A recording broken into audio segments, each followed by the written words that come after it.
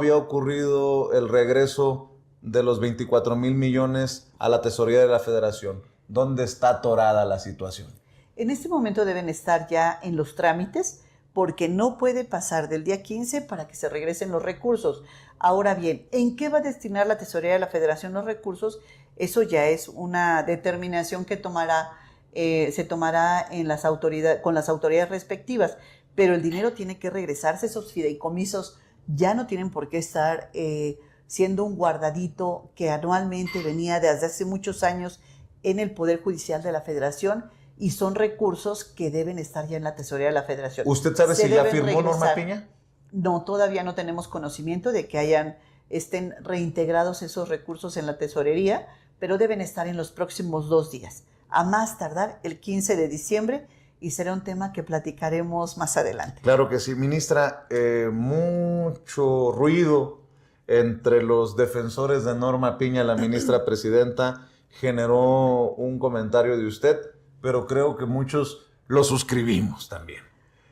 Fue un informe de lamentos, de quejas, el de la ministra presidenta, con mucho respeto lo digo, sí. En lugar de ser un informe de resultados. Sí, efectivamente hace unos días fue el informe de las actividades, un informe anual que rinde el presidente de la Corte, y en el caso de la ministra Norma Piña, pues dio una serie de quejas, una lista de quejas, de lamentaciones, parecía un muro de lamentaciones en donde no informó absolutamente nada de lo que la actividad jurisdiccional y administrativa que se lleva a cabo en la Suprema Corte de Justicia de la Nación, pero sí se dedicó a quejarse del anterior gobierno, a quejarse de una serie de resoluciones que se emitieron en el Pleno de la Corte, y a señalar que esas fueron las causas de la reforma al Poder Judicial. A mí me parece que fue, como lo he comentado en algún otro momento, que fue una lista de quejas, de lamentaciones, y no hubo ningún informe de los resultados realmente que se debió haber presentado.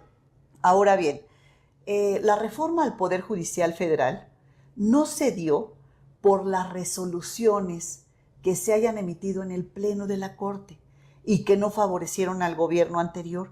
No fue así. La reforma al Poder Judicial se dio por varias causas. Una de ellas es porque la población considera que en México no hay justicia. La peor institución calificada por el INEGI en su encuesta, que se llama ENVIPE, es los jueces y magistrados.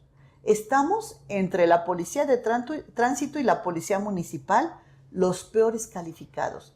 Entonces es una institución donde, Vicente, los mexicanos no creen en sus jueces, en sus magistrados, no creen que haya justicia, no creen que la justicia sea efectiva, sea expedita, sea rápida. Entonces, ante esta situación, se da una reforma al Poder Judicial muy necesaria, que ya en México es una exigencia, eso es una realidad. Se da también por el tema de la corrupción que se ha dado dentro del Poder Judicial, por los casos de nepotismo o familiarismo entre los propios juzgados y tribunales. Se da también por el tráfico de influencias. Entonces, yo no escuché en ningún momento en el informe que se hablara justamente de la corrupción, del nepotismo, del familiarismo, del tráfico de influencias. Tampoco escuché que se dijera cuáles fueron los daños que causó el paro por casi 90 días en el año, un paro que se llevó a cabo auspiciado por la presidencia de la Corte e inclusive motivado por la presidencia de la Corte, porque todos recordaremos que incluso manifestó 3 minutos nada más, pero se fue a manifestar a las afueras de la Cámara de Diputados. Marchó. La ministra presidenta marchó, y eso me parece, y al posicionarse en la resistencia, me parece que fue una clara evidencia de que estaba ella a favor del paro que se dio en estos días, Vicente. Entonces, pues me parece muy grave todo lo que ha sucedido a lo largo de estos 2 años.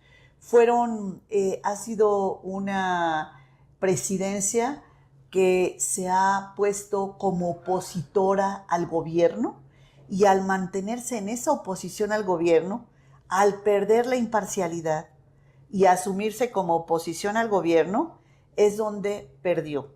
Es una presidencia que jugó a las vencidas con el presidente de la República, el presidente Andrés Manuel López Obrador, y perdió. Y hoy la presidencia de la Corte, Norma Piña y el bloque de ministros que han votado con ella, no han asumido esa pérdida. Ha habido una falta de entendimiento político de una realidad nueva.